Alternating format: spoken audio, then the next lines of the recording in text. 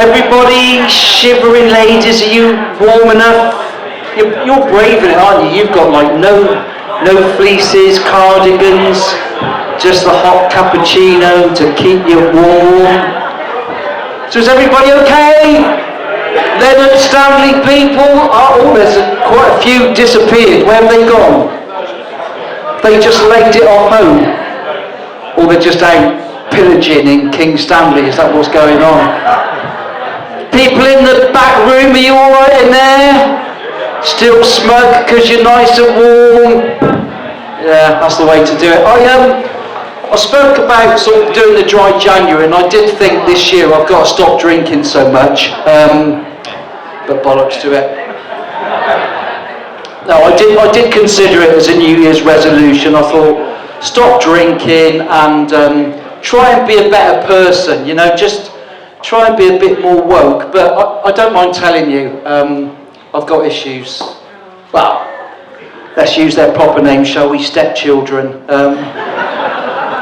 I suspect that. Are there stepchildren in here this evening? There's got to be, by the law of averages, there's got to be Alright, is there any step parents in here?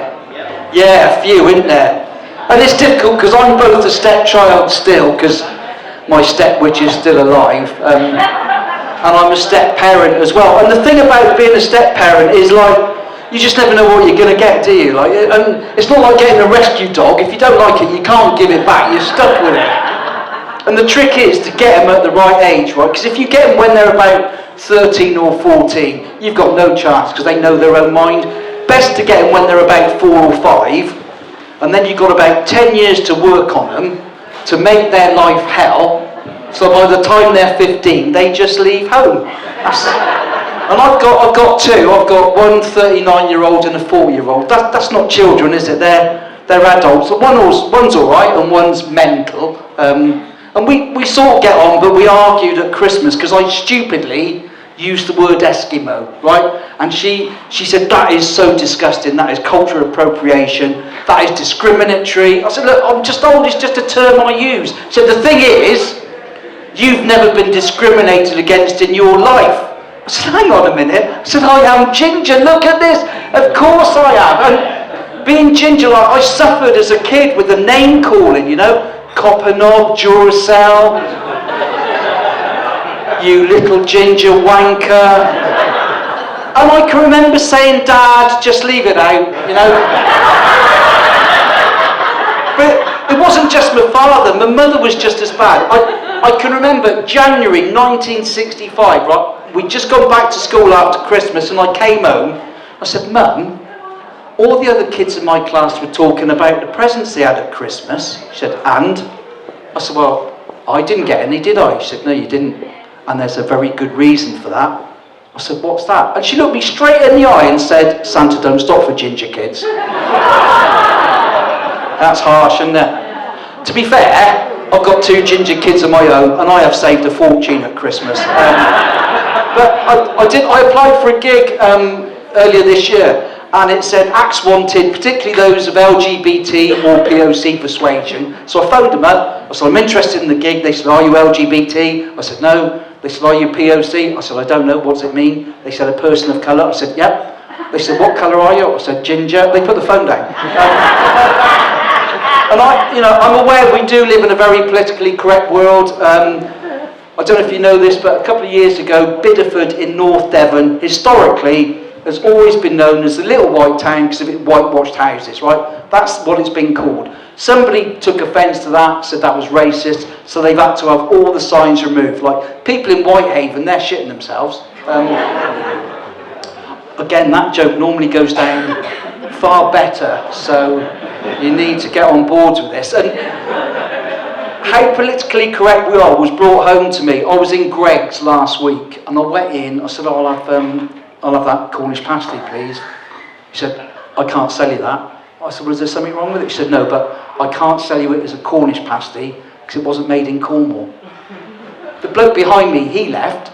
I said, where are you going? He said, well, I want 2 Black Forest gateaux and 6 Eccles cakes. There's no point me waiting. So I turned back round. I said, are you serious? He said, yeah, we've had a memo and we can't call it a Cornish pasty, we have to call it a traditional pasty. Do you want it? I said, no.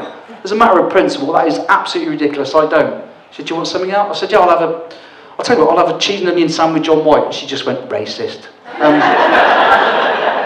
I'll just tell you one little story before we bring your next act on. We've got the cheese rolling coming up in Gloucester at the end of May, which is fantastic. I'm actually entering this year, and I have been practicing. I've been rolling the Baby Bell down my drive. It's going really well. And the cheese rolling was banned, and then a few years ago it was reintroduced. And BBC Southwest sent a team to film the event, and they filmed one of the races, and a 15-year-old girl from Brockworth won it, right? And they interviewed afterwards. So they said, so Kylie, what would you like to say? She said, well, I entered the race and I won it and I was very surprised. And they said, why were you surprised, Kylie? And what I wanted Kylie to say was, well, look at me, I'm 15. I've already got 8 kids by 10 different dads. I left school when I was 12 with no qualifications. My teacher said I was worthless. All my family think I was worthless. And I thought, Kylie, you're not worthless. You've got something to prove. And I trained hard for this race. And I got to the top and I looked down. I threw myself down the hill, chasing after that cheese. And I thought I can prove everything to everybody. That's what I wanted her to say.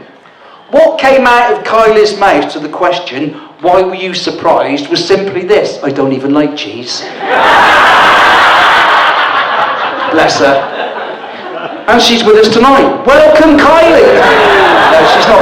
Oh, listen, you ready for your next act of the evening? I think you're going to love this young man. I've seen him many times. I like him. He's a joy. Please give it up for the very lovely Alf.